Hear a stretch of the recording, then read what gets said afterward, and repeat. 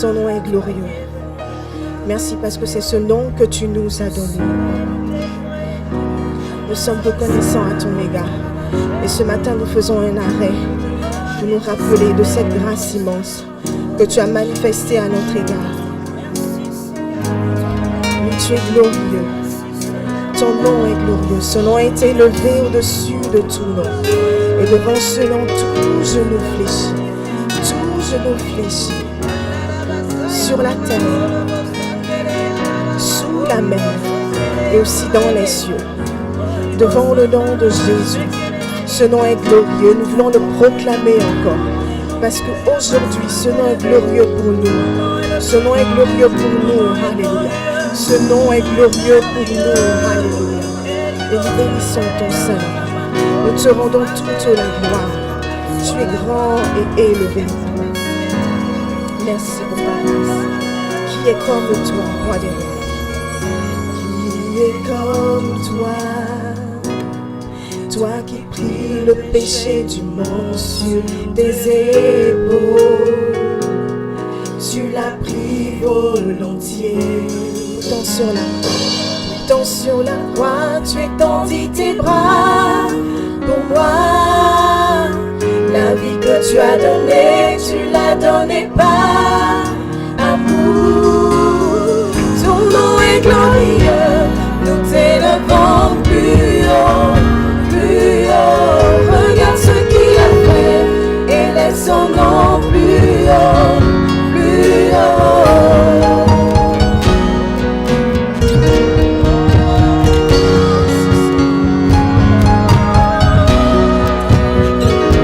Sonder l'univers que tu as fait. Sonder l'univers que tu as fait. Tous ces grands mystères, si profonds, si immenses. Quand sur la croix tu étendis tes bras pour moi. La vie que tu as donnée, tu l'as donnée par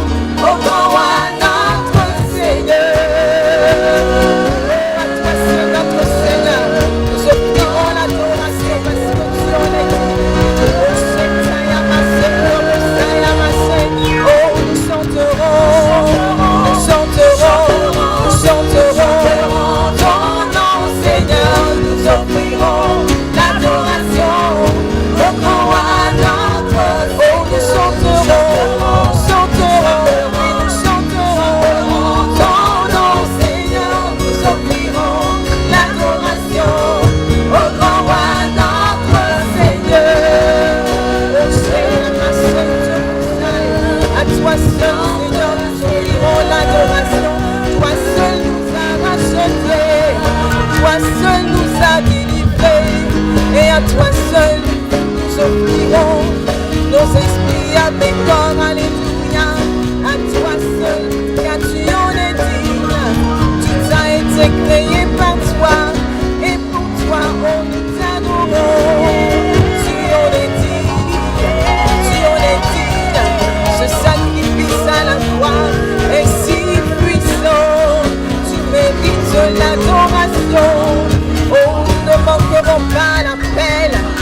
toi que nous célébrerons. C'est toi que nous célébrerons. Tu en es digne, Jésus. Reçois l'adoration d'un peuple que tu as racheté. Nous te célébrons, nous honorons. Tu es bon, tu es bon, tu es bon. Oh, nous chanterons ton nom. Nous élèverons ton nom. Nous élèverons ton nom. Tu en es digne. Nous chanterons, nous chanterons. Nous chanterons, nous chanterons ton nom, Seigneur. Nous offrirons l'adoration au grand roi, notre Seigneur.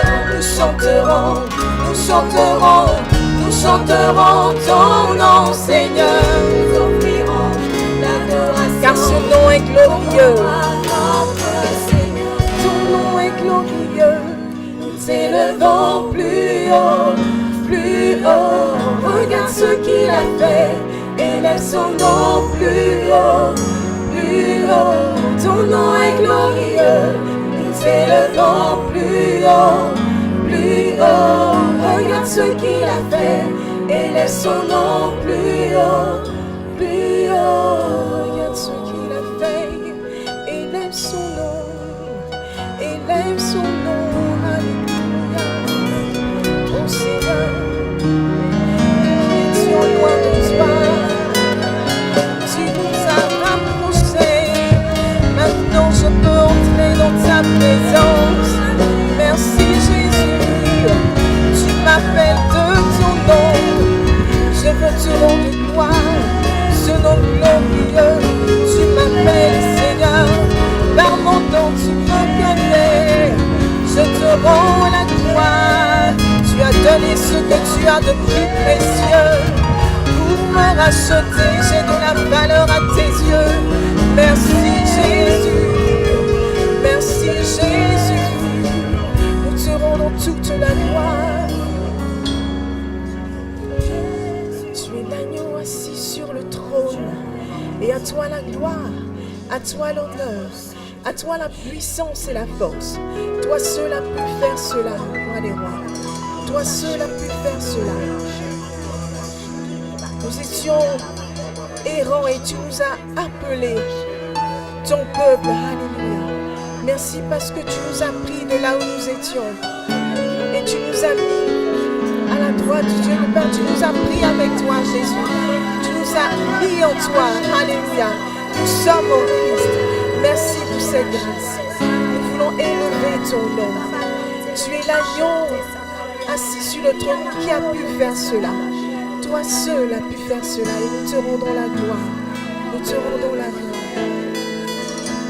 À l'agneau assis sur le trône.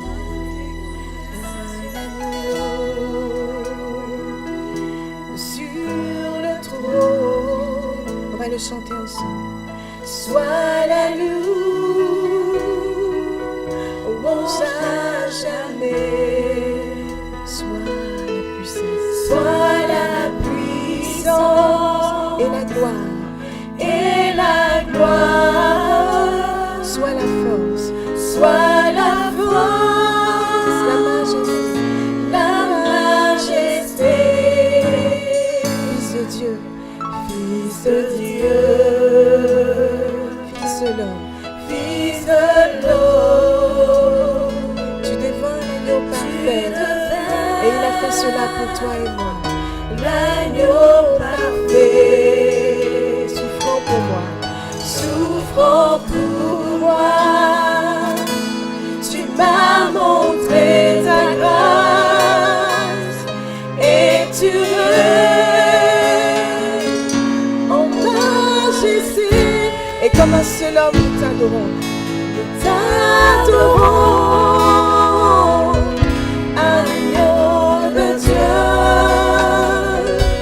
Parole vivante. Nous élevons ton nom et t'honorons. Ancien des jours, nous te louons.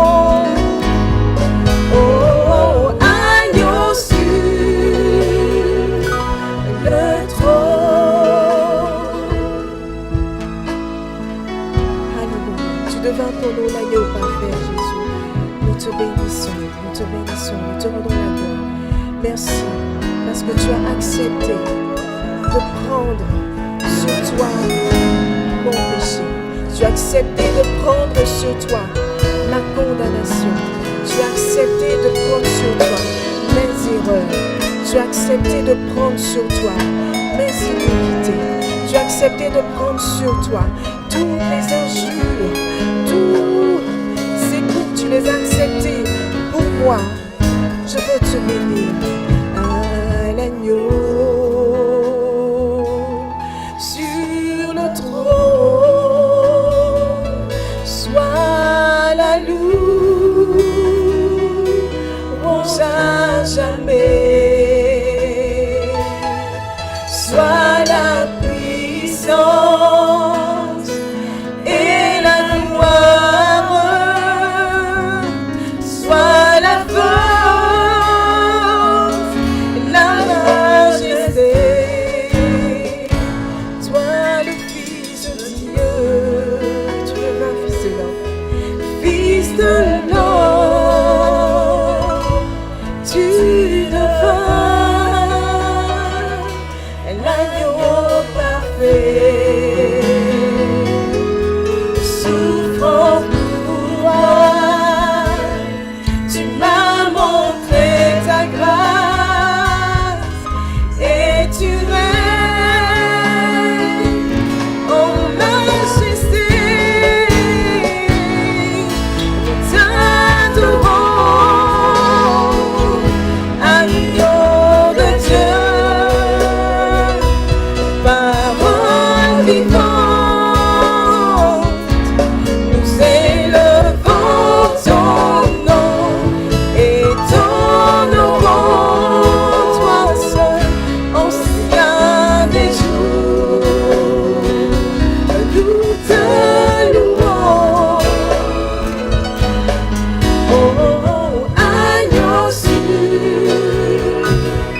le trône, oh Seigneur, ma chente le kobusaya, Seigneur, ma chente la solo busheka babasi, Entare mo senta baya maski, oh bushaya ma sento busaya, busheka baya ma senta la ma sento busaya.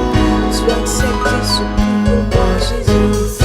Je veux simplement élever ton nom, t'honorer pour cette grâce. Alléluia. Merci pour Senta baya ma sento busaya, bushenta baba ma sonto buseka baya maski. Que bushenta baya masunto busai, que intara mashente beya maskinte besai, o shea masento busai, que baba mashentara masento busai, que intaro busheka baya masin, que intoro busaka baskin, que baba mashenta baya masento buskin. Merci pour ce sacrifice, Seigneur, tu l'as fait afin de me donner ta nature. Alléluia. Merci parce que je suis de Dieu maintenant. Je veux te rendre toute la gloire. Je suis de Dieu. Alléluia. Je m'appelle de ton nom et je veux te célébrer. Je te rends toute la gloire. Tu as fait quelque chose de merveilleux. Oh, je suis appelé de Dieu. Je veux te bénir, Seigneur. Merci pour cette grâce. Ton esprit agit en moi. Merci pour ton esprit qui habite en moi. Ton esprit me donne de pouvoir t'entendre, de pouvoir reconnaître ta voix, de pouvoir entendre ta voix, de comprendre, Seigneur, ce que tu me dis et de marcher fidèlement selon ta parole. Merci parce que j'ai la capacité maintenant de t'être agréable. Alléluia. Par le sacrifice de Jésus, je suis justifié. Merci, Seigneur, je t'élève et je te célèbre. Alléluia. Je suis maintenant en paix avec toi. Merci car je peux entrer dans ta présence, t'apporter un sacrifice que tu as agréé. Sois élevé, sois adoré, sois célébré. Merci, Seigneur. Oh Jésus, reçois la gloire, reçois la gloire, reçois la gloire, reçois la gloire. Jésus, oh Jésus, que je t'aime, que je t'aime, oh Jésus, Jésus,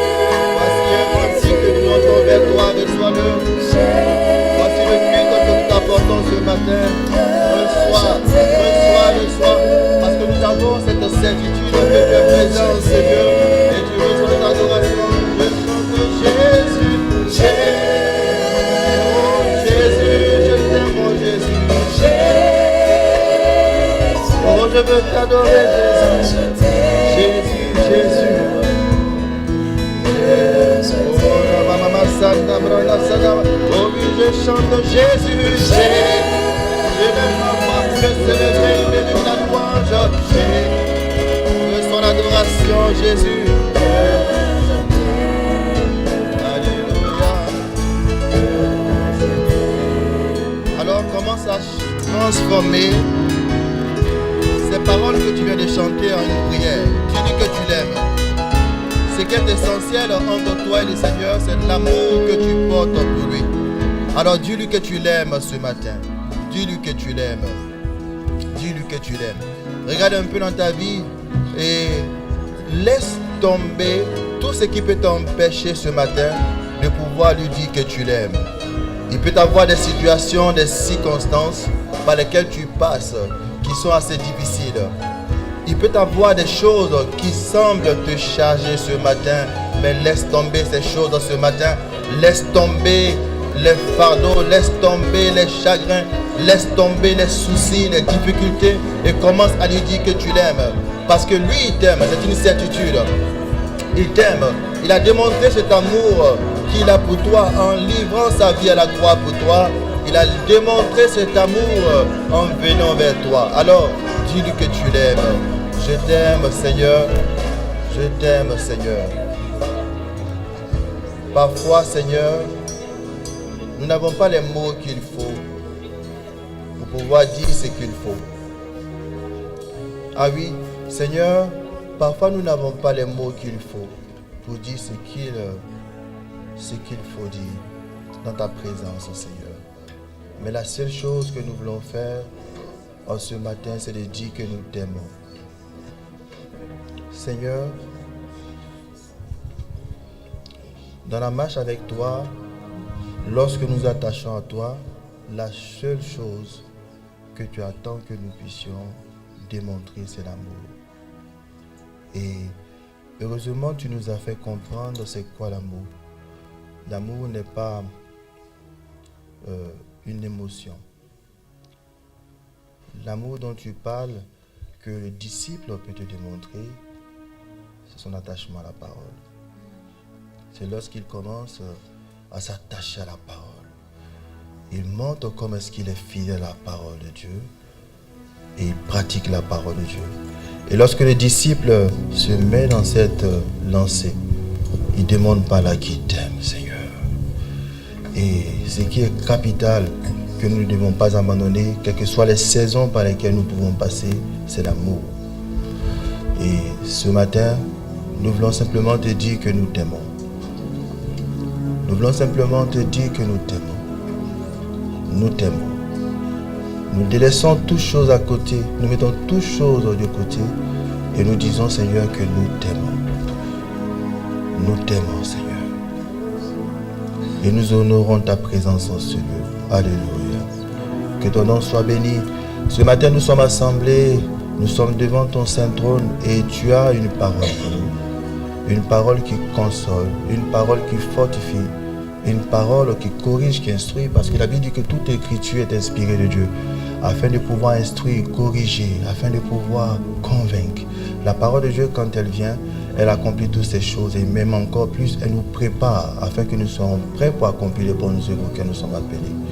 Alors, Saint-Esprit, que ta parole vienne accomplir ce but dans nos vies. Dans le nom de Jésus. Saint-Esprit, prends le contrôle et dirige tout. Amen. Que le Seigneur vous bénisse abondamment ce matin. Alléluia. Est-ce qu'on peut acclamer le Seigneur? Alléluia. Alléluia. Oui. Nous pouvons acclamer le Seigneur qui est présent, que nous aimons.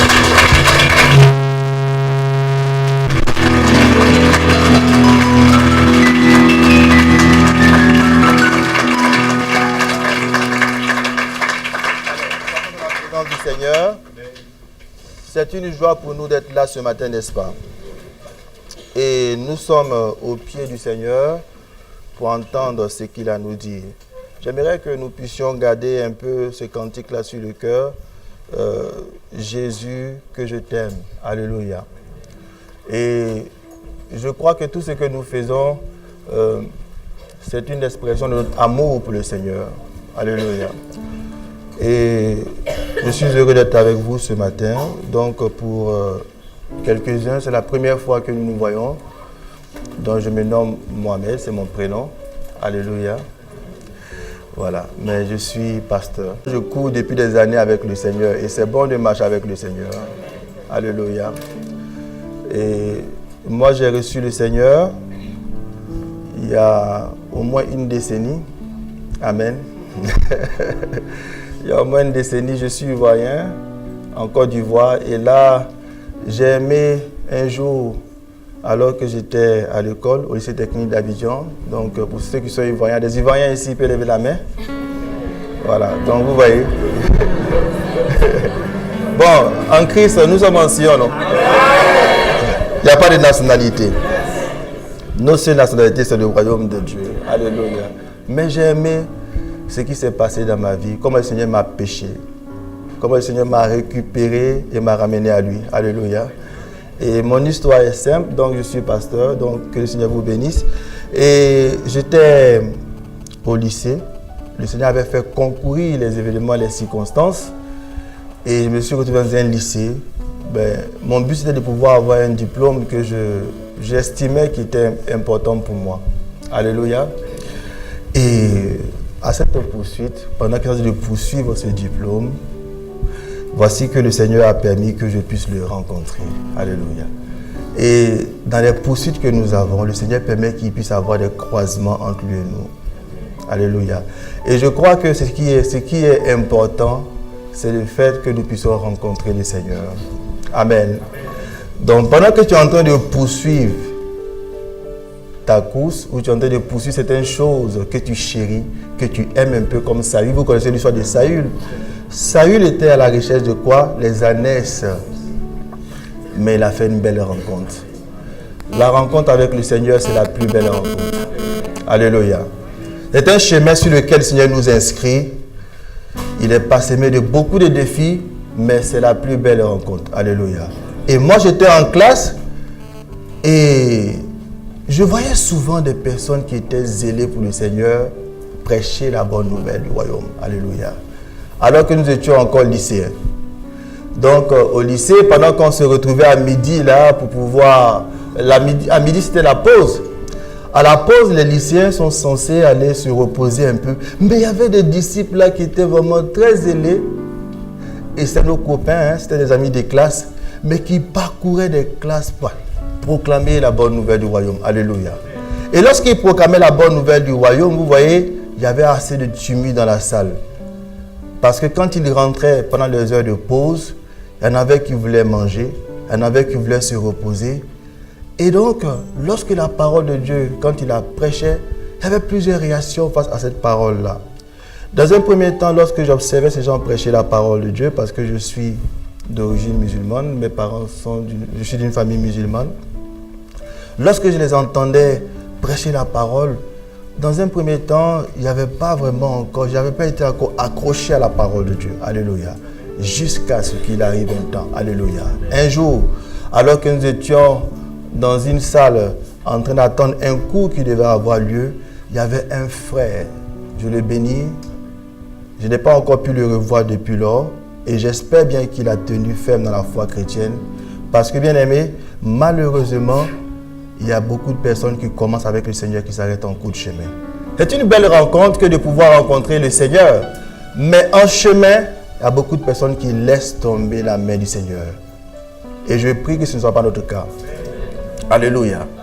La seule chose que nous pouvons souhaiter pour les uns pour les autres, c'est que nous puissions saisir la main du Seigneur et courir jusqu'au bout. Et ce frère a commencé à proclamer la bonne nouvelle du royaume dans une salle, un amphithéâtre. Et comme d'habitude, la parole de Dieu commence à déranger. Alléluia. Mais ce jour-là, alors que ce frère est en train de proclamer la bonne nouvelle, mon cœur a été touché par la parole de Dieu. Alléluia. Il y avait une forme de tristesse que je n'avais jamais sentie. J'avais commencé à réaliser au fond de moi un vide que je ne pouvais expliquer. À cette étape de ma vie, je ne pouvais pas expliquer ce qui arrivait en moi. Mais aujourd'hui, je peux comprendre que c'est le Saint-Esprit qui est en train de me toucher. L'Esprit de Dieu est en train de me convaincre. Alléluia. Il me convainquait de pécher. Il était en train de me toucher afin que je puisse quitter la position dans laquelle je me trouvais pour me déplacer, pour venir vers le Seigneur. Alléluia. Et j'étais tellement touché par la parole de Dieu que je n'ai pas pu me tenir à ma place. Je me suis levé. Lorsqu'il y avait des amis qui côtoyaient celui qui avait prêché la parole, il avait été bien rabouillé par les gens de la classe. Alléluia. Les uns l'avaient insulté. Ah, encore l'évangile. On attend le coup. Voici un évangéliste qui sort pour nous prêcher la parole de Dieu, comme d'habitude. Mais moi, ce jour, c'était mon jour. Alléluia. Alléluia. Donc c'est pourquoi lorsque la parole de Dieu est prêchée, il y aura différentes réactions. Mais le plus important, c'est que tu reçoives ta part. Alléluia.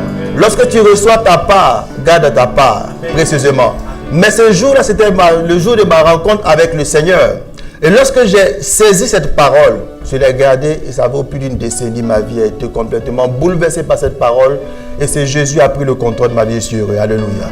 Et je prie ce matin que cette parole qu'on va partager puisse vous toucher, vous encourager, vous consoler. Qui se souviennent de vos prières, qui vous encouragent au nom de Jésus-Christ. Alléluia. Alors j'aimerais parler ce matin, dans ce temps qui m'est donné, d'une chose qui est importante pour le peuple de Sion. Alléluia. Alors, j'ai intitulé ce message simplement « La porte ouverte du Seigneur au peuple de Sion ». Alléluia. Bien-aimés, le Seigneur ouvre une porte. Je crois que nous sommes à ce niveau avec le Seigneur. Alléluia. Donc, depuis le début de l'année, nous avons commencé à parler de portes. Mais, avec les enseignements que nous avons reçus, on a pu comprendre un peu l'importance de la porte. Alléluia. Et j'aimerais un peu, avec ce texte que le Seigneur a mis sur mon cœur, lorsqu'il était question de pouvoir apporter la parole ce matin, revenir un peu sur cette question. Cela va nous aider un peu à comprendre ce que le Seigneur est en train de préparer pour chacun d'entre nous. Alléluia.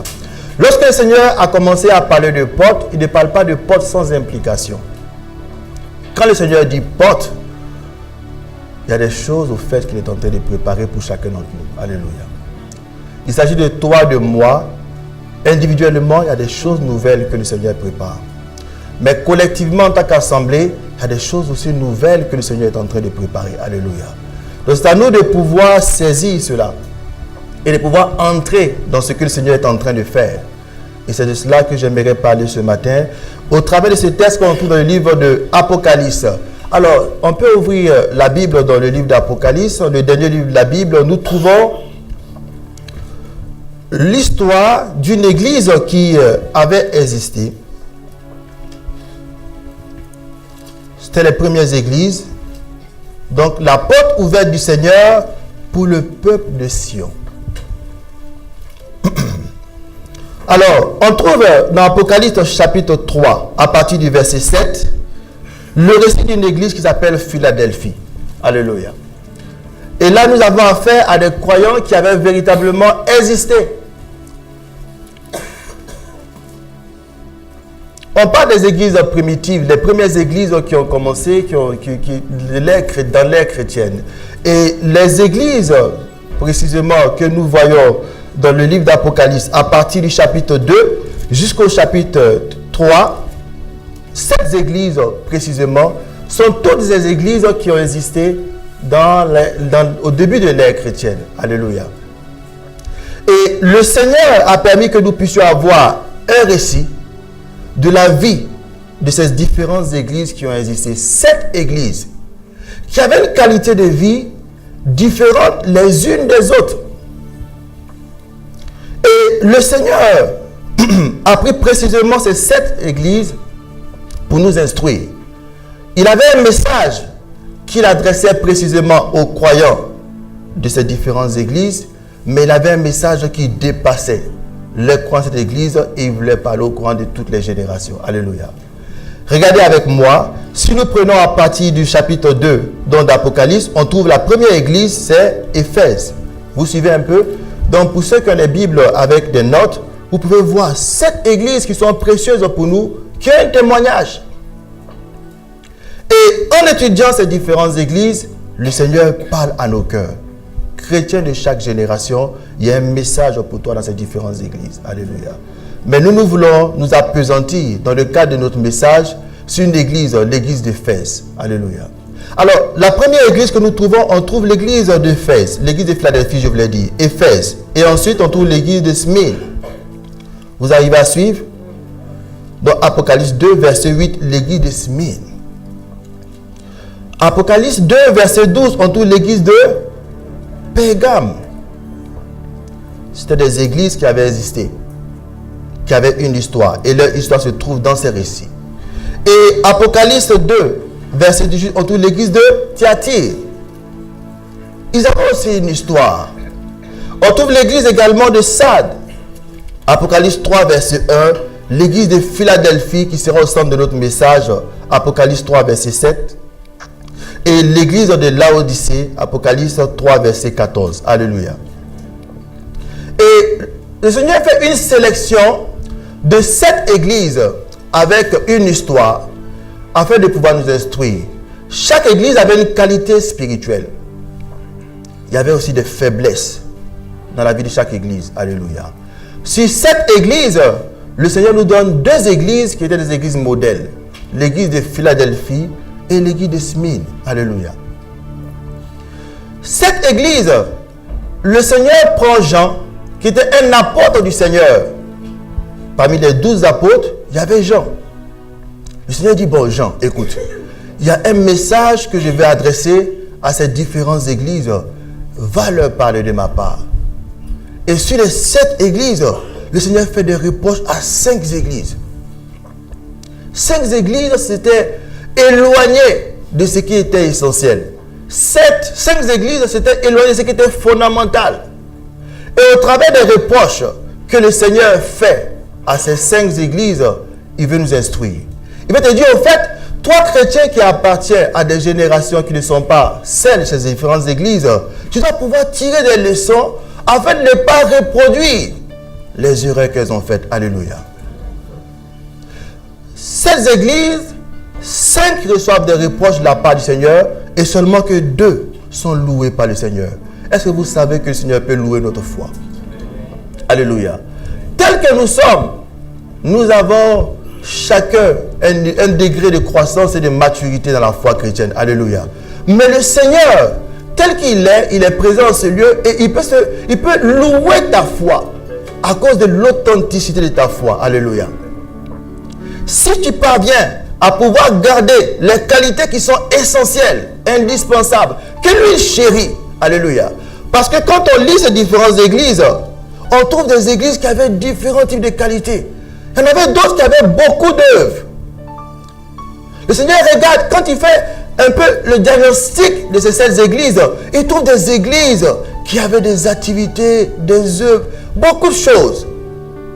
Quand vous regardez un peu avec moi l'église d'Éphèse, venez un peu à l'église d'Éphèse, une église à laquelle il a reproché d'avoir abandonné ce qui est fondamental, le premier amour. Alléluia. Le Seigneur, quand il parle à l'église d'Éphèse, il dit ceci, Apocalypse 2, verset 2, « Je connais tes œuvres. » Donc, pour dire que cette église avait des œuvres. Je connais les œuvres, je connais les œuvres, je connais ton travail. Une église qui avait un travail qui était efficace. Alléluia. Le Seigneur lui-même me reconnaît depuis son trône. Il dit, mais Éphèse, je reconnais tes œuvres, je reconnais ton travail. Pour ne pas dire que c'est une église qui est paresseuse. Et il continue encore, il dit, je reconnais ta persévérance. Pour dire que tu es une église qui est vraiment de l'endurance. Une église qui persévère avec le Seigneur. Alléluia. Donc le Seigneur est en train de citer des qualités d'une église. Il est en train de dire, tu as du travail, tu as la persévérance, tu as des œuvres. Mais quand il continue, il dit, je sais que tu ne peux supporter les méchants. Pour dire qu'au fait, tu es une église qui a grandi tellement spirituellement que tu as acquis un discernement spirituel. Parce que les enfants spirituels ne peuvent pas discerner un enseignement qui est convenable ou qui n'est pas convenable. Alléluia. Les enfants spirituels sont emportés par même les fausses doctrines. Alléluia. Mais église d'Éphèse, il se trouve que tu as de la persévérance, tu as des œuvres. C'est une église qui travaille. Et je sais même que tu as un niveau de maturité spirituelle à un tel point que tu peux discerner le faux et le vrai enseignement. C'est ce qu'il dit au verset 2. Je sais que tu ne peux supporter les méchants, que tu as éprouvé. Donc tu as une maturité spirituelle, tu peux discerner, tu peux juger.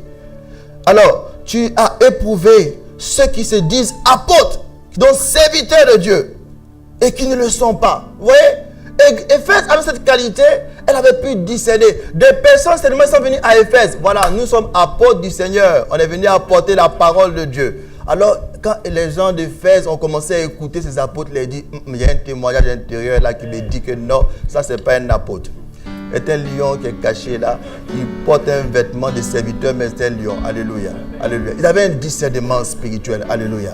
Il dit, mais vous avez su éprouver ceux qui se disent apôtres. Et dans l'église, il y a beaucoup de personnes comme ça qui disent apôtres. Alléluia.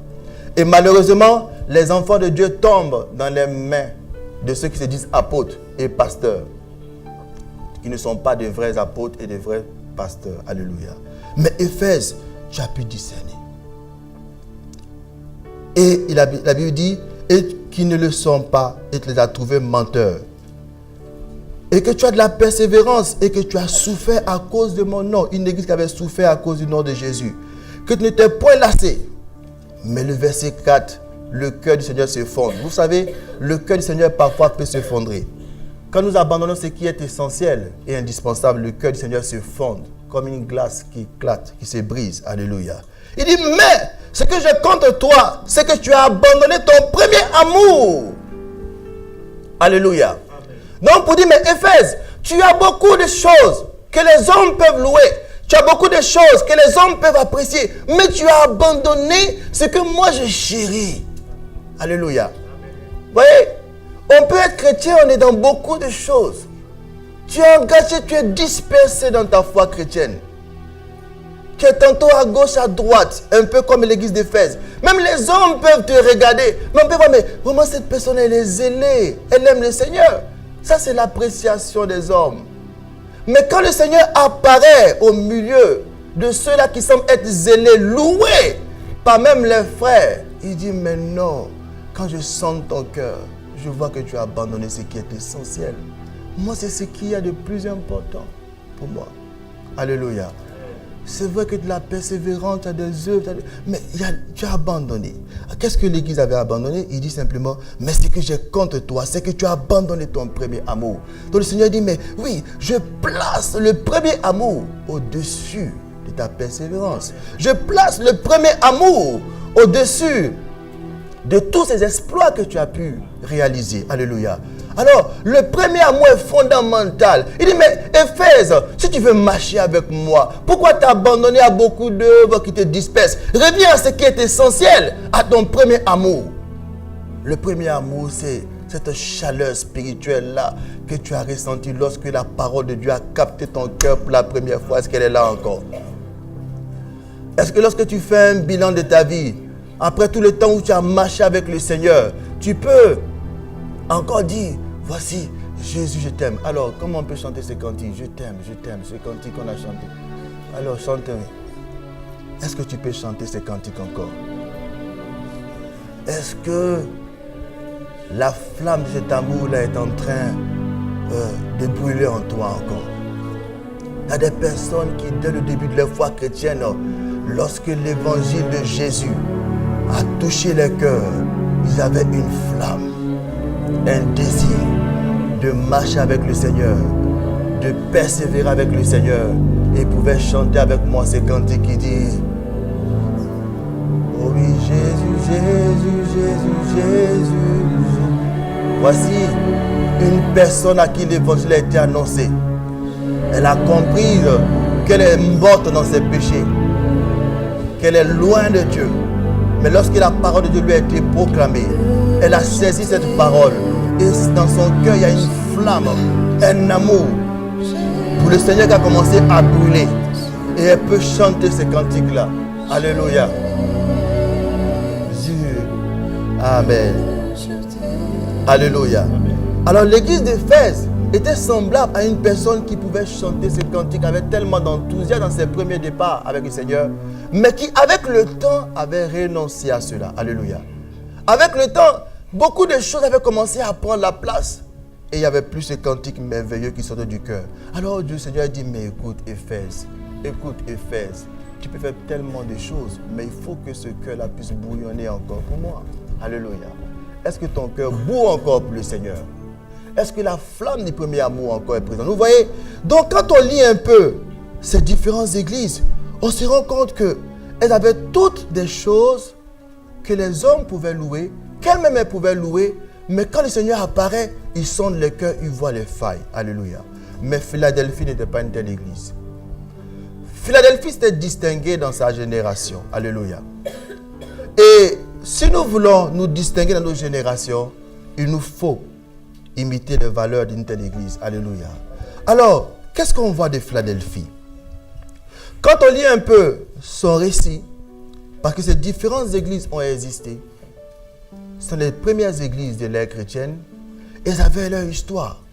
Et là, Philadelphie avait eu son histoire avec le Seigneur. Et le Seigneur lui raconte l'histoire de Philadelphie. Il dit: non, tu n'es pas comme Éphèse. Éphèse a abandonné son premier amour. Tu n'es pas encore comme les autres églises que je ne pourrais pas citer dans ce message. Mais tu as une qualité.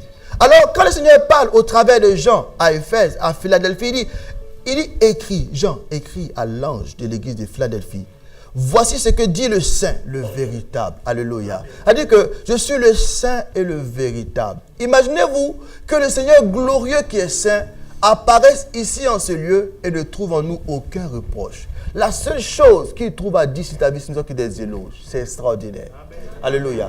Lui qui est saint, il dit: mais je suis saint.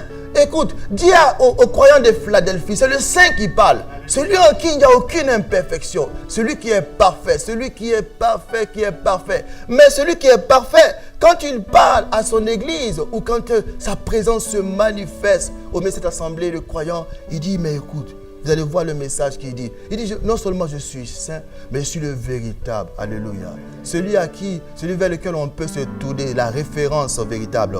Donc écoutez, croyants de Philadelphie, ce que j'ai à vous dire. Il dit: celui qui tient la clé de David, celui qui ouvre et personne ne fermera. Celui qui ferme et personne n'ouvrira. Verset 8. Il dit: je connais tes œuvres. Donc Philadelphie aussi avait des œuvres. Il dit: mais voici, parce que tu as peu de puissance. Philadelphie, tu as peu de puissance.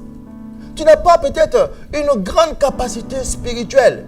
Parce qu'on peut sous-entendre par peu de puissance le fait qu'elle n'avait pas peut-être une grande capacité spirituelle. Elle devait encore faire des pas avec le Seigneur. Elle devait encore progresser avec le Seigneur. Elle devait encore croître en grâce. Alléluia. Tu as peu. Alléluia. Tu n'es pas peut-être ce genre de croyants-là que les hommes peuvent voir et louer à cause de leur apparence. Tu as peu de puissance. Peu de puissance, on pouvait sous-entendre aussi qu'elle avait peu de moyens dans son époque. Alléluia. Tu as peu. Philadelphie, quand on te regarde, on voit qu'en toi, il y a des choses, peut-être qui ne sont pas, tout n'est pas en place dans ta vie, mais tu as pu garder des valeurs là que j'aime. Amen. Alléluia. Et voici ce qui te distingue dans ta génération. Et donc, puisque tu as pu te distinguer dans ta génération, je t'inscris dans une voie dans laquelle tu vas aussi vivre des choses. Alléluia. C'est ce qui est important dans ce message. Alléluia. Lorsque je me distingue, lorsque je commence à saisir les valeurs que le Seigneur chérit, le Seigneur aussi me met sur son chemin. Alléluia. Alléluia. Ne sois pas un chrétien qui juste vit ta vie chrétienne comme tu veux, mais inscris-toi à l'école des valeurs du Seigneur. Saisis les valeurs du Seigneur et laisse-toi entraîner. Il va faire des choses merveilleuses avec ta vie. Alléluia. Et dans ce message, Le Seigneur était en train de dire à l'église de Philadelphie, Philadelphie, au fait, entre guillemets, tu m'as provoqué. Tu m'as provoqué dans la mesure où tu as saisi ce que moi je chéris, les valeurs que j'aime. Et donc, plus que tu as gardé ces valeurs, moi je suis dans un créneau avec toi, je suis en train de t'entraîner. Alléluia. Il y avait des choses nouvelles que le Seigneur était en train de préparer pour Philadelphie. Alléluia. Ce n'était pas un homme qui est en train de préparer pour Philadelphie, mais le Seigneur lui-même parle. C'est la parole du Saint et du véritable. Il dit Philadelphie, parce que tu as gardé les valeurs qui sont indispensables, essentielles, que je chéris. Et ce ne sont pas des valeurs qui sont relatives seulement à ton époque, mais des valeurs qui sont pour les croyants de toute génération. Donc si des croyants de toute génération peuvent se tourner vers ces différents récits de cette église qui ont existé dans la première ère, dans l'ère chrétienne, ils peuvent prendre ces valeurs, les intégrer dans leur vie. Ils verront comment est-ce que je les bénirai. Alléluia. Philadelphie, je connais tes œuvres parce que tu as peu de puissance. Je ne dis pas que tu es tu as beaucoup de choses au niveau spirituel, si tu veux. Il dit, mais tu as peu de puissance et que tu as gardé ma parole. Et que tu n'as pas renié mon nom. J'ai mis devant toi une porte ouverte que personne ne peut fermer. Alléluia. Parce que tu as gardé ma parole. Tu n'as pas renié mon nom. J'ai mis devant toi une chose extraordinaire, une porte ouverte. C'est de là que je tire le thème de ce message. Une porte ouverte, la porte ouverte du Seigneur que pour ses disciples, pour le peuple de Sion. Alléluia. Alors verset 9, il dit, voici, je te donne de ceux de la synagogue de Satan qui se disent juifs et ne le sont pas, mais qui mentent. Voici, je les ferai venir se prosterner à tes pieds et connaître que je t'ai aimé, Philadelphie. Parce que tu as gardé la parole de la persévérance, parce que tu as gardé la parole de la persévérance en moi, je te garderai aussi à l'heure de la tentation qui va venir sur le monde entier, pour éprouver les habitants de la terre. Verset 11, je viens bientôt. Retiens ce que tu as, afin que personne ne prenne ta couronne. Alléluia. Celui qui vaincra, je ferai de lui une colonne dans le temple de mon Dieu, et il n'en sortira plus. J'écrirai sur lui le nom de mon Dieu et le nom de la ville de mon Dieu, de la nouvelle Jérusalem qui descend du ciel d'auprès de mon Dieu et mon nom nouveau. Verset 13 enfin, que celui qui a des oreilles entende ce que l'Esprit dit aux églises. Alléluia. Donc, le Seigneur dit, tu as gardé la parole de la persévérance. Alléluia. Et vous voyez un peu, le secret de Philadelphie, c'est que Philadelphie avait gardé la parole de la persévérance. Philadelphie était dans un contexte d'opposition. Et beaucoup de personnes qui se résolvent de suivre la voie du Seigneur sont confrontées à des oppositions. L'ennemi n'aime pas voir des personnes qui s'engagent pour le Seigneur. Et d'ailleurs, l'opposition prouve que tu es sur le bon chemin. Alléluia. L'opposition montre comment est-ce que tu as pris le bon chemin. Donc que l'opposition ou les persécutions ne fassent rebousser chemin aucune personne. Alléluia. Le Seigneur dit, tu as gardé la parole de la persévérance. Non pas seulement que tu as écouté la parole de la persévérance. Donc la parole, ma parole, tu l'as gardée. Philadelphie, je ne dis pas que tu as beaucoup de puissance. Mais Philadelphie, tu as gardé ce qui est essentiel, ma parole. Tu n'as pas simplement écouté ma parole, mais tu as gardé la parole. Parce qu'il y a une différence entre écouter et garder. Alléluia. Beaucoup de personnes écoutent la parole du Seigneur, mais ne peuvent pas la garder. Alléluia.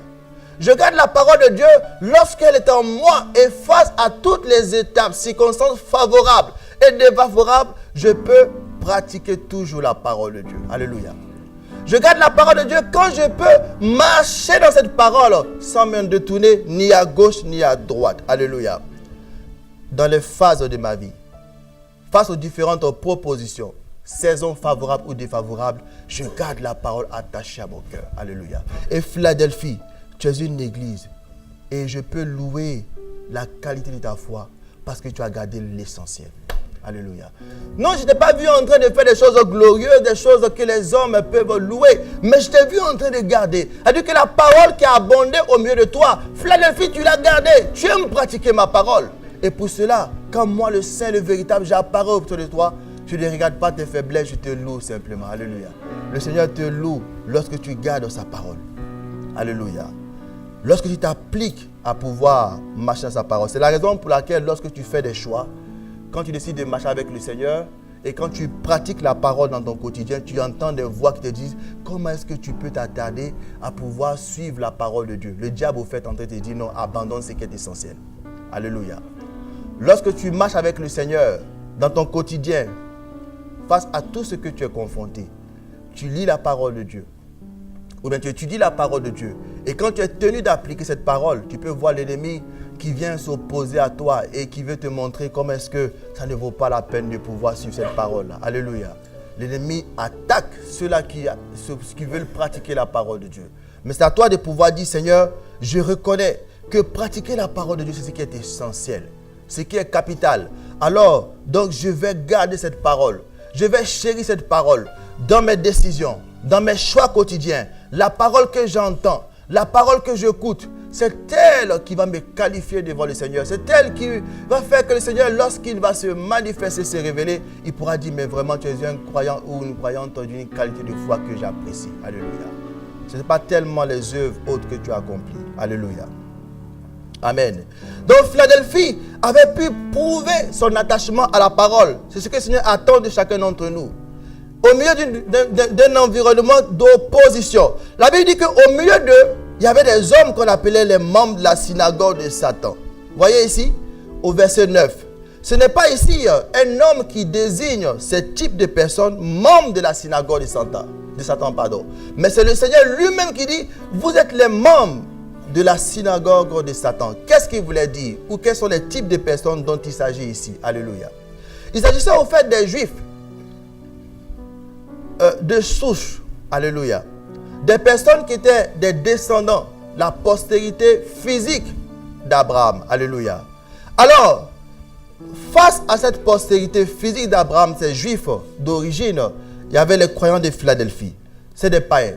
Des païens qui avaient entendu parler de l'évangile. Et lorsqu'ils ont entendu parler de l'évangile, ils ont ouvert leur cœur à la parole de Dieu.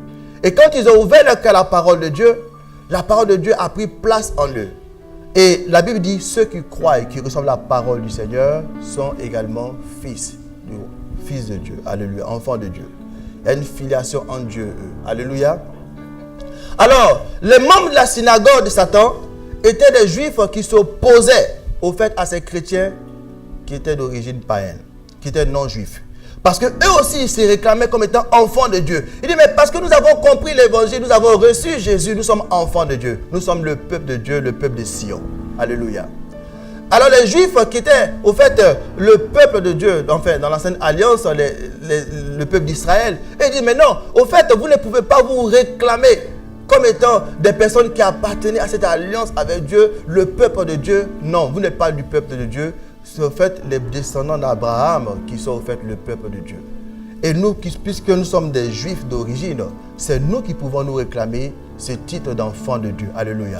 Et donc, à cause de cette mentalité, de cette perception, il avait commencé à persécuter ceux-là qui avaient reçu l'évangile, l'église de Philadelphie. Alléluia. Alors le Seigneur dit, écoute, vous qui prétendez être des enfants de Dieu à cause du fait que vous êtes la descendance physique d'Abraham, vous n'êtes pas au fait mes enfants. Vous êtes des membres de la synagogue de Satan. Pourquoi? Parce que à cause de la mentalité que vous êtes mis à la disposition. Vous êtes devenus comme des instruments de Satan pour persécuter ceux qui sont véritablement à moi. Donc vous n'êtes pas de moi. Alléluia. Ceux qui sont de moi, c'est ceux qui gardent ma parole. Alléluia. Alors il dit non, vous fiez un peu à votre descendance ou encore à vos origines, à vos généalogies pour dire que vous êtes le peuple de Dieu, le peuple de l'Alliance. Mais vous n'êtes pas le peuple de l'Alliance. Je ne vous connais pas. Il dit vous êtes encore membre de la synagogue de Satan. Il n'y a aucun lien entre vous et moi. Vous êtes loin de moi. Vous êtes même les instruments de Satan pour persécuter mon église, ceux que j'aime. Alors Philadelphie, c'est eux que je reconnais comme mes enfants parce qu'ils ont gardé la parole de la persévérance. Alléluia. Donc au milieu d'un environnement hostile, Cette église s'était démarquée. Elle avait commencé à garder la parole. Donc, au milieu de l'opposition, elle persévérait dans la parole de Dieu. Elle persévérait dans la pratique. Et certainement, l'église avait pu impacter son milieu. Alléluia. Alors, le Seigneur nous dit, écoutez, bien-aimés, chrétiens de chaque génération, ce que j'attends de vous, c'est que vous puissiez être comme les croyants de Philadelphie. Au milieu de l'opposition, gardez la parole de la persévérance. Parce que je vous aime. Alléluia.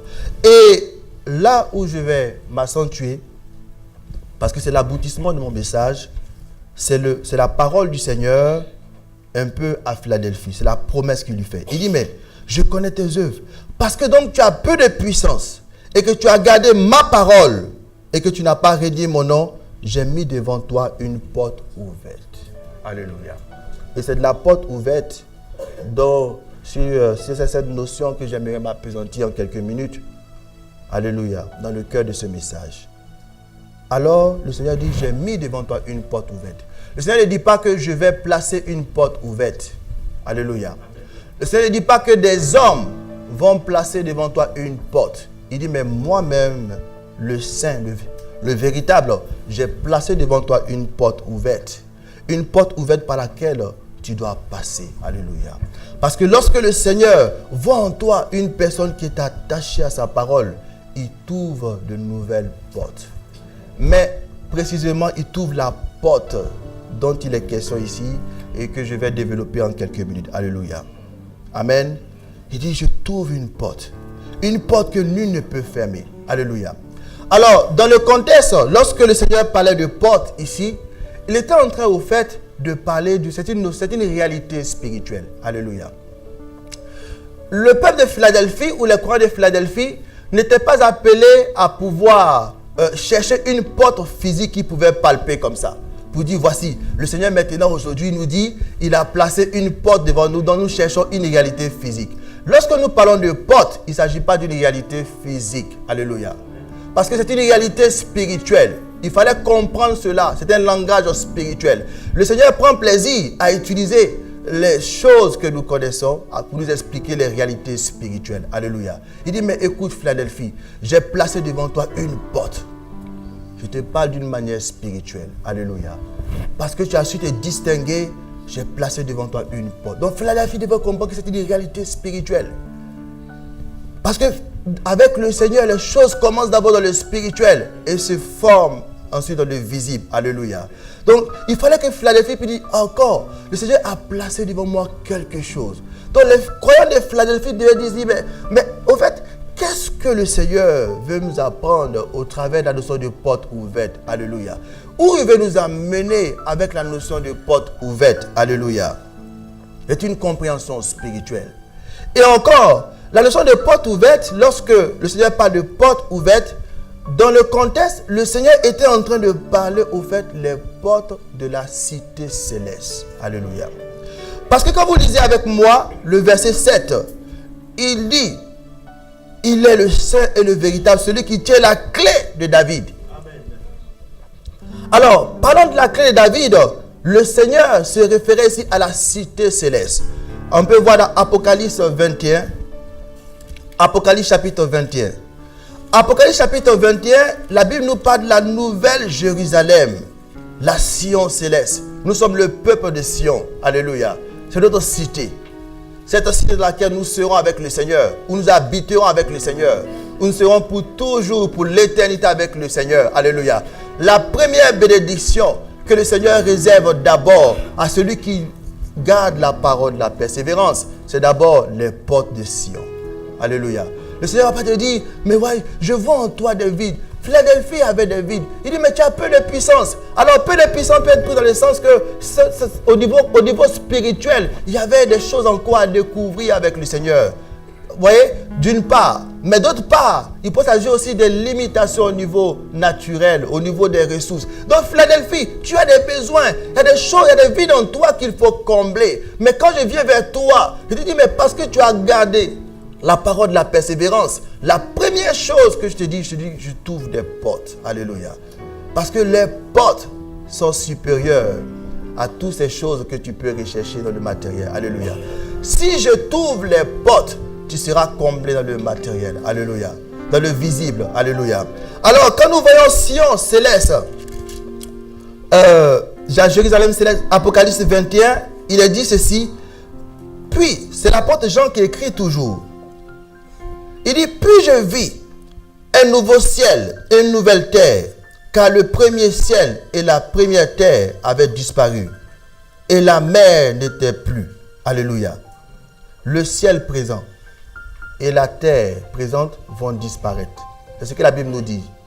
Et quand le ciel et la terre présente vont disparaître, la Bible dit que le ciel et la terre présente, une fois disparus, on va voir se manifester la Sion céleste. Alléluia. C'est là notre patrie. Alléluia. C'est là que nous serons avec le Seigneur. Donc le Seigneur dit, parce que tu as gardé la parole de la persévérance, la porte que je t'ouvre, c'est d'abord cette cité. Alléluia. Le Seigneur attend dans sa cité céleste ceux-là même qui ont gardé la parole, la persévérance. Alléluia. Est-ce qu'aujourd'hui, quand tu examines ta vie, tu peux voir dans ta vie encore ce désir, ce cœur qui persévère dans la parole. Alléluia. Si tu ne vois pas ce cœur qui persévère dans la parole, tu es en train de t'éloigner progressivement de cette Sion-là. Alléluia. Mais quand tu as le cœur qui persévère dans la parole, tu es sur le chemin de cette Sion céleste. Alléluia. Au verset 2 de Apocalypse 21, il dit, « Et je vis descendre du ciel, d'auprès de Dieu, la ville sainte, la nouvelle Jérusalem, préparée comme une épouse qui s'est parée pour son époux. » Alléluia. Et donc, quand nous revenons dans notre texte de base, dans Apocalypse 3, verset 7, alors le Seigneur apparaît et dit, « Je suis le saint, le véritable, celui qui tient la clé de David, autrement dit de la Sion céleste. » Alléluia. Alors, Philadelphie, parce que tu as gardé la parole de la persévérance, je t'ouvre d'abord les portes de cette cité céleste. C'est là la demeure de ceux-là qui gardent la parole de la persévérance. Alléluia. Es-tu soucieux de pouvoir entrer dans cette patrie? Garde la parole de la persévérance. Alléluia. Amen. Mais, à part cette définition première, dans le contexte donc de la porte ouverte, la porte ouverte pouvait symboliser aussi des choses nouvelles qui allaient commencer dans l'église. Alléluia. Et c'est sur ce point-là que j'aimerais m'arrêter. Alléluia. Pour que nous puissions comprendre. Alors, quand le Seigneur parlait de porte, il disait au fait à Philadelphie, tu avais persévéré dans la parole. Tu avais gardé la parole de la persévérance. Et donc, au fait, dans le cadre de parce que Philadelphie, d'abord, c'était une ville. Philadelphie, c'était d'abord une ville. Une ville. Et l'église de Philadelphie portait le nom de la ville. Alléluia. Donc ta limite était Philadelphie, la ville de Philadelphie. Et toi, tu étais là à Philadelphie, tu répandais le parfum de Christ à Philadelphie. Alléluia. Au fait, ta limite jusqu'à là, c'était les limites de Philadelphie. Mais écoute, Philadelphie, il y a un parfum sur toi qui ne peut pas simplement être contenu dans une limite. Alléluia. Alléluia. Il y a un parfum sur ta vie, c'est le parfum de Christ qui doit s'étendre au-delà des limites. Alléluia. Vraiment, Philadelphie, tu n'es pas un type de croyant qu'on peut voir et puis on peut louer à cause de son apparence. On dit, mais tu as peu de puissance. Philadelphie, tu sembles être faible. Tu n'as pas beaucoup de choses. Tu sembles être faible. Tu sembles avoir peu de ressources. Mais Philadelphie, écoute une chose. Parce que tu as gardé la parole de la persévérance et que tu as pu résister dans ton premier environnement qui est Philadelphie, la ville de Philadelphie dont tu portes le nom. Mais je te dis, je te mets une porte ouverte. Et cette porte ouverte, c'est la porte de l'extension. Alléluia. Et bien aimé, lorsque le Seigneur commence à nous parler de porte, c'est un langage spirituel, c'est une réalité spirituelle. Mais il est en train de dire que je suis sur le point de t'étendre. Alléluia. Je suis sur le point de pouvoir t'utiliser au-delà des limites dans lesquelles tu as toujours été utilisé. Alléluia. Je ne dis pas que voici, parce que tu as tellement de capacités, de puissance spirituelle, alors c'est ce qui va me permettre de pouvoir franchir les limites dans lesquelles je t'ai utilisé. Il ne dit pas cela, il dit non. Parce que tu as gardé la parole de la persévérance à des limites que tu vas commencer à franchir. Alléluia. Bien-aimés, chacun de nous ici, nous sommes le peuple de Sion. Alléluia. Et en Sion, le Seigneur ne t'appelle pas à pouvoir rester simplement dans les limites que tu as. Alléluia. Ce n'est pas normal que le peuple de Sion, année qui passe, année après année, demeure dans ses limites actuelles. Je ne suis pas en train de parler simplement à ceux-là qui sont dans le ministère. Parce que lorsque le Seigneur parlait ici au peuple de Philadelphie, il n'était pas en train de dire, alors chers serviteurs de Philadelphie, chers pasteurs de Philadelphie, chers apôtres de Philadelphie, parce que vous avez gardé la parole de la persévérance, je suis sur le point de pouvoir vous faire outrepasser vos limites. Mais il dit église de Philadelphie. Pour dire qu'il y avait des serviteurs, des hommes qui étaient dans le ministère, mais il y avait des hommes aussi qui n'étaient pas dans le ministère. Mais vous tous sont confondus. Parce que vous avez fait l'essentiel. Vous avez gardé la parole de la persévérance. Je suis sur le point de démarrer de nouvelles choses. Et de nouvelles choses vont commencer pour cette église, pour toi qui gardes la parole de la persévérance. Alléluia. Et ce n'est pas un marketing évangélique. Pas pour chauffer. Alléluia. Mais c'est la parole du Seigneur. Le Seigneur t'a dit que, mais Philadelphie, tu as touché ta zone, mais tu ne peux pas rester dans ces limites. Il faut que tu sortes de là. Alléluia. Il y a un moment dans la foi, dans la marche avec le Seigneur, tellement que tu gardes la parole, tu montres ta fidélité, ton attachement à la parole de Dieu, qu'au travers de ton activité dans laquelle tu es, tu peux être dans le ministère, comme ne pas être dans le ministère. Tu peux être dans une activité dans le monde séculier. Tu es dans une entreprise, mais le Seigneur te dit, il faut qu'au travers de toi, parce que tu gardes la parole de la persévérance, je puisse te prendre et dépasser tes limites. Alléluia. Le Seigneur veut t'utiliser. Alléluia. Lorsque le Seigneur parle de porte, au fait, l'endroit dit qu'il veut t'utiliser. Alléluia. Ici, il ne s'agit plus maintenant de dire, utiliser les pasteurs. Alléluia. C'est le message que le Seigneur m'amène vous dire ce matin. Alléluia. Porte ouverte. Le Seigneur t'a dit que non, je veux t'utiliser. Alléluia. Peut-être que tu regardes ta vie, tu dis, mais j'ai peu de puissance. J'ai peu de puissance. Peut-être que je ne sais même pas faire ceci. Quand tu regardes ta vie, tu fais un bilan de ta vie. Dans ton actif, il y a plus de choses que tu ne peux pas faire que tu puisses faire. Alléluia. Je regarde ma vie, mais Seigneur, je sens que c'est tellement limité, un peu comme Gédéon. Je sens que vraiment, il y a des blocages. Mais qu'est-ce que ma vie peut apporter ou quel milieu ma vie peut impacter? Mais Seigneur dit non, ce n'est pas cela. Ce n'est pas cela. Ne commence pas d'abord par regarder à ce que tu peux faire. Avec lui, ce n'est pas ce que je peux faire, c'est ce que je peux garder, la parole. Quand je garde la parole, alors il te dit, mais voilà, tu es préparé maintenant. Le parfum de Christ est prêt à se répandre au-delà de tes limites. Alors, bien aimé, quel que soit le domaine dans lequel nous sommes, le Seigneur nous enseigne ici, il nous dit, mais écoutez, c'est le domaine de la louange. Moi, j'ai appris au travers de ce test. J'ai compris que nos efforts, ce n'est pas le moyen par lequel le Seigneur va répandre le parfum de Christ. Bien aimé, alléluia.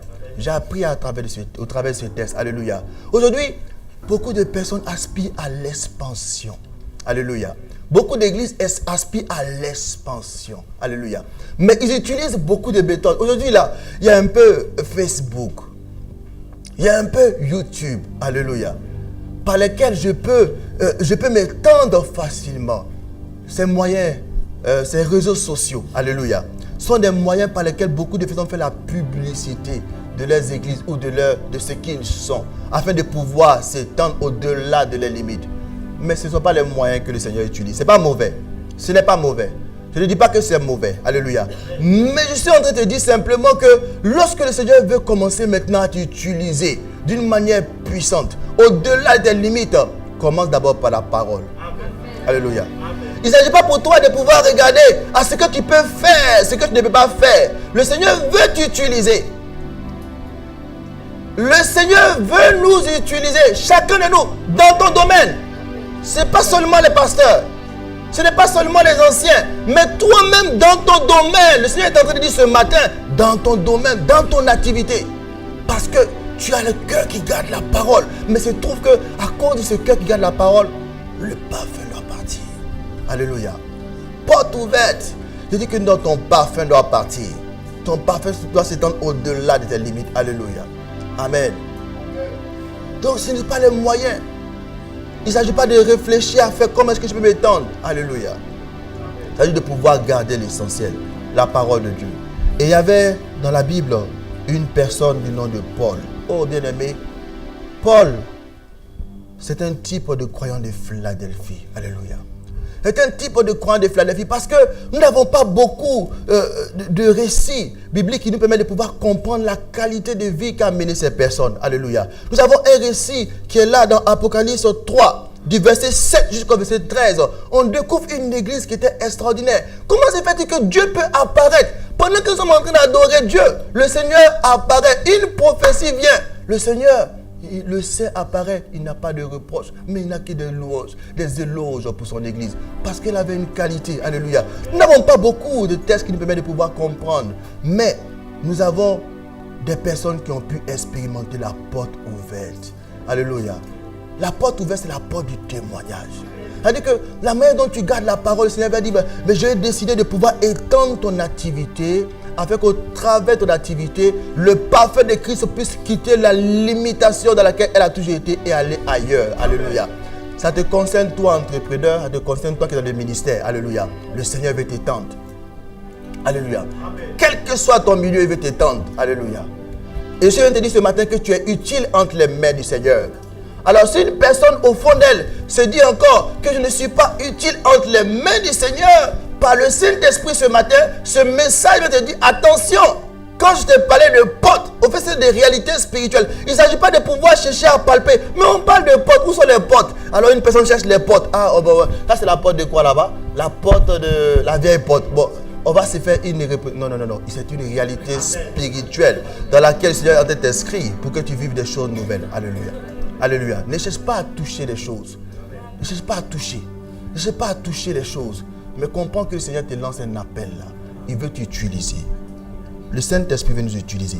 Alors Paul est un type de croyant de Philadelphie. C'est-à-dire que nous n'avons pas beaucoup de données, mais nous savons que des personnes comme Paul, elles-mêmes avaient expérimenté la notion de porte ouverte. Alléluia. Et Paul pouvait dire dans un texte, dans le livre, dans son épître aux Corinthiens, si vous voulez avec moi, on va lire quelques textes bibliques pour voir comment est-ce que Paul lui-même, il parlait de porte ouverte. Parce que le parfum de Christ était tellement dans sa vie que le Seigneur dit non, cet homme-là, il ne peut pas rester dans cette limite. Alléluia. Il faut qu'il puisse se répandre.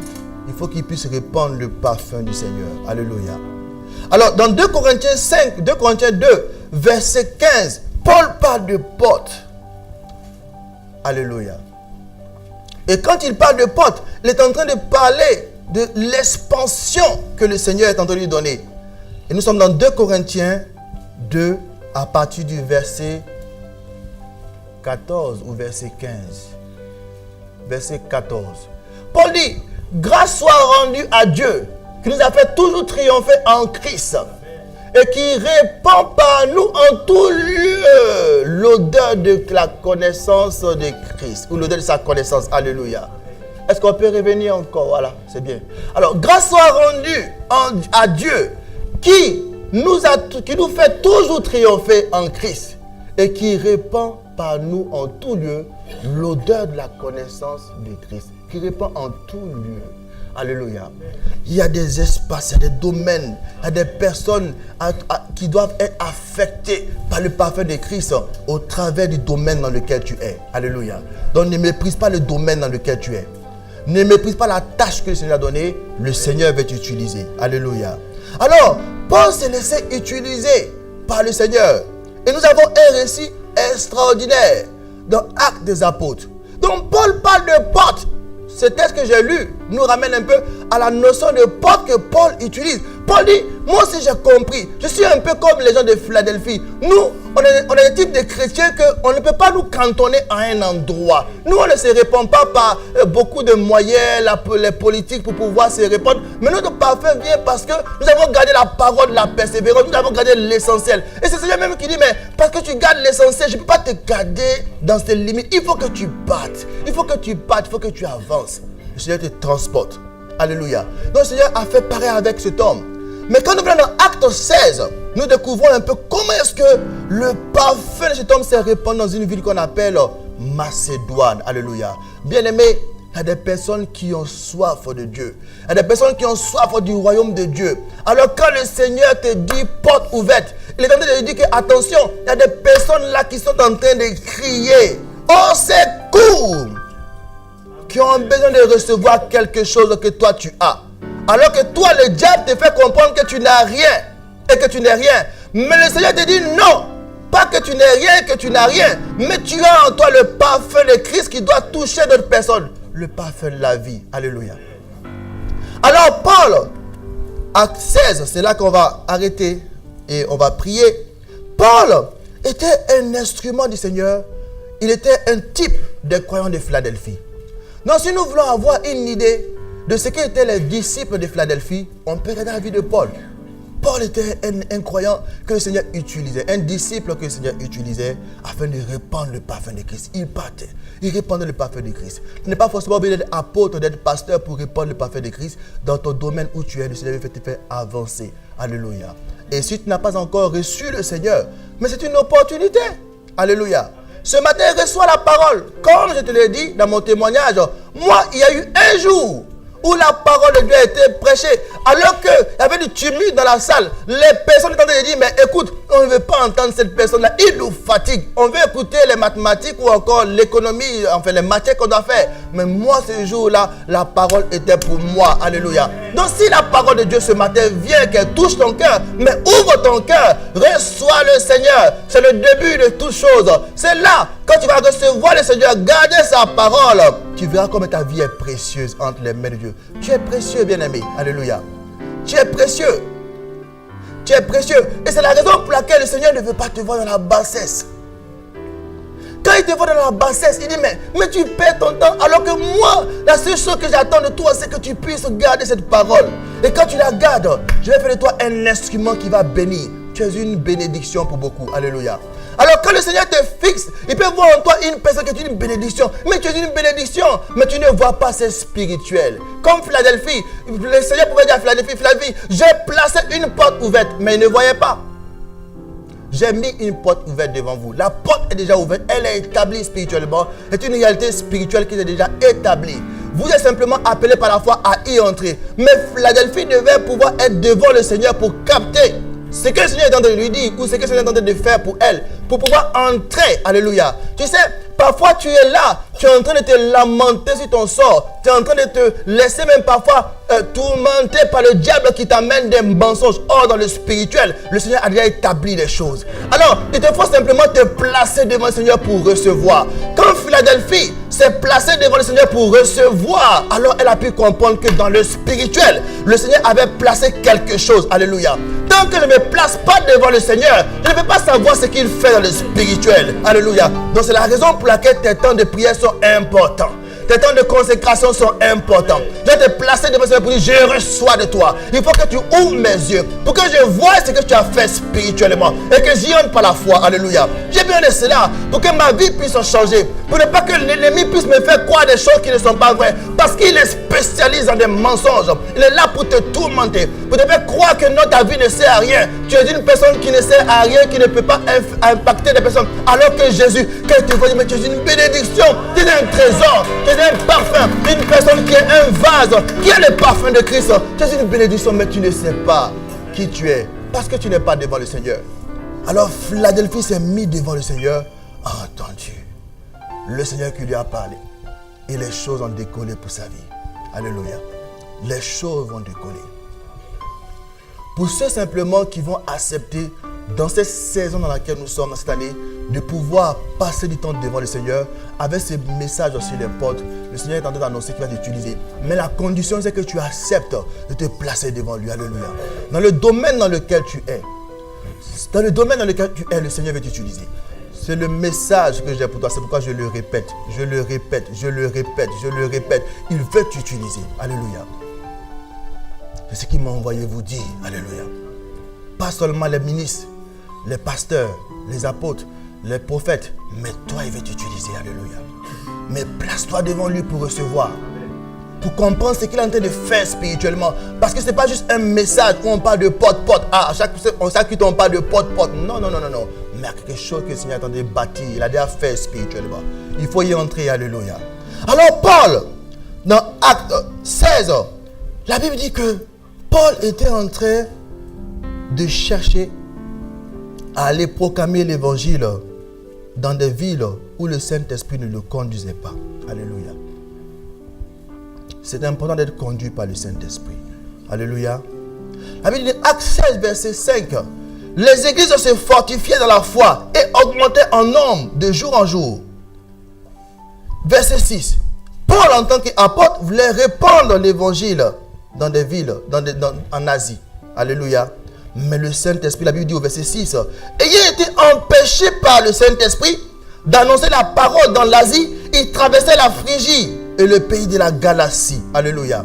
Ils ont été bloqués par le Saint-Esprit. Tu vois, quand le Seigneur te parle de porte ouverte, il te dit que tu vas dépasser tes limites, mais ce n'est pas le Saint-Esprit. Alléluia. Il ne s'agit pas pour toi de courir partout. C'est la raison pour laquelle j'ai dit que ceux qui dépassent les limites, qui commencent à être utilisés dans des limites qui sont au-delà des limites qui sont actuelles, ce n'est pas des personnes qui utilisent des moyens matériels. C'est le Saint-Esprit au fait. Parce que quand ils gardent la parole, l'Esprit commence à l'utiliser. Au fait, ta vie est tellement précieuse. Tu es un vase qui a un parfum. Le parfum, c'est Jésus. Alors il dit, mais non, tu dois être utilisé. Alors le Saint-Esprit les bloque. Et il a été empêché par le Saint-Esprit d'annoncer la parole en Asie. Il traversait la Phrygie et le pays de la Galatie. Arrivé dans la Mysie, il se disposait à entrer en Bithynie. Alléluia. Le Saint-Esprit les bloque. Alléluia. Et la Bible dit, je continue la lecture simplement. La Bible dit, mais l'Esprit de Jésus ne leur permit pas. Verset 8. Il franchit alors la Mysie et descendit à Troas. Pendant la nuit, alors que Paul s'efforçait d'aller dans une direction, pendant la nuit, Paul eut une vision. Un Macédonien lui a apparu et lui fit cette prière. Oh bien-aimé, alléluia. Il lui fait une prière. Au fait, ce n'est pas Paul qui va répondre à la prière des Macédoniens. Ce n'est pas Paul qui va répondre, mais Paul est le vase qui contient ou qui porte celui qui répond aux prières des Macédoniens. Alléluia. Tu vois, quand tu reçois le Seigneur, tu deviens ce vase qui porte ce parfum de bonne odeur. Alors le Seigneur te dit, mais écoute, c'est un vase précieux qui a une contenance là qu'on ne peut pas garder dans son milieu, mais qui doit répondre aux besoins d'autres. Tu deviens une bénédiction pour d'autres. Alléluia. Reçois le Seigneur. Reçois le Seigneur. Ta vie est précieuse. Si tu n'es pas en Christ, ta vie est précieuse. Ouvre ton cœur à l'évangile du Seigneur. Reçois le Seigneur et commence à marcher avec lui. Tu verras comment est-ce que le Seigneur va te bénir, va t'utiliser. Alléluia. La Bible dit ceci, simplement, pendant la nuit, Paul eut une vision. Un Macédonien lui apparut et lui fit cette prière. Passe en Macédoine, secours-nous. En fait, c'est tellement qu'en Macédoine, il y avait des personnes qui avaient cette soif spirituelle. Et la soif spirituelle s'est manifestée d'une manière que le Seigneur, depuis son trône, a vu cette soif spirituelle. Alléluia. Parce que ce n'est pas Paul qui répond à la soif. Mais le Seigneur lui donne une vision pour qu'il comprenne la réalité qui se passe en Macédoine. Il dit, mais le Seigneur lui fait comprendre que moi, depuis mon trône, j'ai pu voir en Macédoine des personnes qui ont soif du royaume, qui ont besoin du parfum de Christ. Alors moi, je me suis résolu, moi le Seigneur, de pouvoir t'utiliser en Macédoine. Alléluia. Et la raison pour laquelle, dans le domaine où tu es, le Seigneur peut avoir même lui-même, quand il dit, j'ai ouvert des portes pour toi, il a établi des choses dans lesquelles il veut t'inscrire pour que ta vie soit un impact pour des personnes. Alléluia. Qu'il a déjà vu que toi tu ne vois pas. Alléluia. Et la Bible dit simplement, Paul a eu la bonne attitude. Acte 16, verset 10. Après cette vision de Paul, nous cherchâmes aussitôt à nous rendre en Macédoine, concluant que le Seigneur nous appelait à y annoncer la bonne nouvelle. Alléluia. Et quand ils sont arrivés en Macédoine, ils ont béni, ils ont répandu le parfum de Christ. Alléluia. Donc Paul est un type de croyant de Philadelphie. Alléluia. Bien-aimé, est-ce qu'on peut s'élever dans la présence du Seigneur?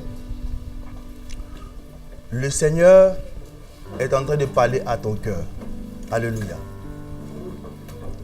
Le Seigneur, au travers de ce message sur les portes, est en train de dire que, au fait, il y a des choses qu'il voit que tu ne vois pas. Et cette année, le Seigneur t'invite à pouvoir te tenir devant lui afin de pouvoir discerner ce qu'il voit et que toi tu ne vois pas. Alléluia. Au fait, lorsque Jacques va te parler de portes depuis ces mois qui sont passés, au fait, il est en train de dire que au fait, c'est un peu comme Philadelphie, j'ai établi quelque chose devant toi que tu ne vois pas au fait, mais que moi j'ai vu. Et je vais te lancer dans ces choses. Le Seigneur veut te lancer dans des choses nouvelles. Le Seigneur veut te lancer dans des choses nouvelles. Au travers de l'activité, le domaine dans lequel tu es. Le Seigneur t'a préparé des choses avec lesquelles il veut opérer avec toi. Le domaine dans lequel il veut opérer avec toi. Alléluia. Mais tout dépend maintenant de ta capacité à non seulement persévérer dans la parole, mais de te placer aussi devant lui, à ses pieds pour recevoir ce qu'il est en train de faire, pour discerner ce qu'il est en train de faire. Alléluia, spirituellement. Alors, toi qui es en Christ, tu es avec moi, nous sommes tous participants, nous sommes tous le peuple de Sion. Alléluia. Tu peux prier en demandant au Seigneur de pouvoir ouvrir tes yeux. Alléluia. Que le Seigneur ouvre tes yeux et que tu comprennes ce qu'il est en train de faire. Ceci est pour toi un sujet de prière. Mais pour toi qui n'es pas en Christ, est-ce que tu sais que ta vie est précieuse? Ce que le Saint-Esprit m'amène te dire ce matin, simplement c'est que ta vie est précieuse. Peut-être que c'est la première fois que tu viens dans cette église et tu vois un peu la notion de porte. Et avec les faibles mots, nous essayons d'expliquer ces réalités spirituelles dans lesquelles nous sommes déjà. Le Seigneur a commencé à faire des choses nouvelles. Mais ce soir, ce matin, ce que le Seigneur attend de toi, c'est que tu puisses simplement ouvrir ton cœur. Pour toi qui n'es pas en Christ. Alors vous qui êtes en Christ, commencez à prier sur la base de ce message. Comprends que le Seigneur a de nouvelles choses pour toi. Une nouvelle lancée pour toi. Il se peut que les choses soient compliquées, semblent être fermées, limitées. Mais commence à prier, à demander au Seigneur de t'accorder la grâce de ne pas regarder à ce qui est visible, mais de voir dans de voir dans l'invisible, afin de discerner ce qu'il est en train de faire, ce qu'il a déjà fait. Commence à prier pour cela. Mais pour toi qui n'es pas en Christ, mais ouvre ton cœur ce matin. Ce matin, ce message est un appel pour toi. Ouvre ton cœur. Ouvre ton cœur. Ouvre ton cœur. Ouvre ton cœur. Et reçois le Seigneur. Reçois le Seigneur. Reçois le Seigneur et sois béni. Reçois le Seigneur et sois béni. Le Seigneur a ouvert une porte pour son église, pour ceux qui aiment sa parole, pour ceux qui sont attachés à sa parole, pour ceux qui sont ancrés dans sa parole. Le Seigneur a ouvert une porte. Et il attend simplement que tu discernes cette porte et que tu y entres. Voici que les temps vont venir où tu vas commencer à voir des choses nouvelles se produire dans ton activité. Dans le ministère, tu vas commencer à voir le Seigneur faire de nouvelles choses dans le ministère. Une porte ouverte afin que tu puisses répandre le parfum de Christ au-delà des limites actuelles que tu as. Tu es dans le monde séculier, dans l'entreprise, dans des projets, dans les différents domaines dans lesquels tu te trouves. Tu vas voir comment le Seigneur va commencer à ouvrir des portes. Le Seigneur va à t'étendre parce qu'il veut que tu te répandes. Tu répands le parfum que tu as, que tu as en toi. Seigneur, je te dis merci. Parce que tu es présent, Saint-Esprit. Tu es présent, Saint-Esprit. Tu es présent, Saint-Esprit. Tu es présent, Saint-Esprit. Seigneur, je demande une chose pour moi et pour ton peuple. C'est que nous puissions discerner ce que tu es en train de faire. C'est que nous puissions réaliser ce que tu es en train de faire. Car tu n'as pas parlé de peuple, tu n'as pas parlé de porte en vain. Si ce matin tu sens un peu comme un découragement dans ta vie, parce que tu as l'impression que les choses ne sont pas améliorées depuis le début de l'année, regarde un peu, que tu vois comme un découragement. C'est-à-dire que depuis le début de l'année, tu observes ta vie, mais tu as l'impression que ça n'avance pas. Il n'y a pas d'évolution. Alors, si tu es en Christ, ce message est en train de dire, ne baisse pas les regards. Ne regarde pas à ce que tu vois, à ce qui est autour de toi. Ces choses-là peuvent te donner un message qui n'est pas vrai. Mais seulement, crois en la parole que tu as reçue déjà. Le Seigneur est en train de faire des choses. Il a déjà fait des choses et il veut te faire entrer dans ces choses. C'est une question de foi. Une question de foi. Et il faut que j'ai la foi pour vivre ces choses que le Seigneur a pour moi déjà. Par la grâce du Seigneur. Alors, Seigneur, je prie pour mes frères. Je prie pour chacun d'entre nous ce matin. Je demande que tu puisses étendre tes mains sur nos vies. Ô Saint-Esprit, je prie que tu nous aides. à comprendre ce que tu as déjà fait. Non pas ce que tu vas faire, mais ce que tu as déjà fait. Donne-nous simplement de comprendre. Ouvre nos yeux que nous puissions voir, Seigneur. Il y a ce vent qui est en train de souffler pour cette année, un vent où vraiment tu veux transporter plusieurs. Ma prière ce matin, c'est que déjà ceux qui sont en toi puissent persévérer dans cette parole, afin que ce vent les trouve en train de pratiquer cette parole et ce vent les transporte. Seigneur, il y a des personnes qui vont commencer à avoir une expansion dans leur activité. Et je prie qu'elles ne puissent pas résumer cela à leurs compétences, parce que dès ce matin, tu leur dis, au fait, tu as peu de puissance. Tu as peu de puissance. Si les portes que le Seigneur a ouvertes devant toi et que tu vas voir se concrétiser dans le domaine actif dans lequel tu es, si tu les résumes ou si tu les lis à ce que tu es, tu passes à côté. Tu vas dire non, c'est parce que j'ai des capacités que ces portes sont ouvertes. Mais non, c'est faux. C'est un mensonge. Au fait, le Seigneur est en train de dire ce matin, déjà comprends que tu as peu de puissance. Mais il y a des portes de grâce qui sont prêtes à s'ouvrir cette année. Le Seigneur a déjà, je ne dis pas que le Seigneur va ouvrir, le Seigneur a déjà ouvert, par lesquels nous devons maintenant entrer par la foi. Mais que ce vent qui est en train de souffler dans le nom de Jésus, ce vent nous trouve en train de persévérer dans la parole au nom de Jésus.